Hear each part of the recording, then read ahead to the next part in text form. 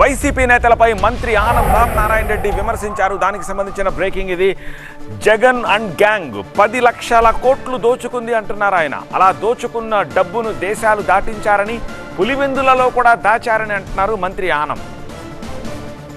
కొన్ని మోసపూరిత వాగ్దానాలని, మాటల్ని నమ్మినటువంటి కొందరు ఈ ప్రాంత ప్రజలు ఒక పెద్ద మనిషిని గెలిపించారు. ఆయన్ని తప్పు పట్టాను, తప్పు మంద కదా, ఓట్లు వేసాం కాబట్టి ఆయన గెలిచినాడు. ఆయన అంటాడు కేంద్ర ప్రభుత్వం నుంచి డబ్బు వస్తే ఆ డబ్బుని మేము వడ్డీలకు మార్చుకుంటున్నామంట. ఈ తాడు దగ్గర ఎక్కడ డబ్బు వచ్చింది, ఎవరొచ్చింది మాకు డబ్బు? 10.5 లక్షల కోట్లు కేంద్రం ఇచ్చిన డబ్బులు మొత్తానికి మొత్తం దోచుకొని వెళ్ళిపోయారు మీరు విదేశాలకి. మీ నాయకుడు మీరు ఓడల్లో తీసుకుపోయారు, విమానాల్లో తీసుకుపోయారు, పులివెందుల్లో పెట్టుకున్నారు.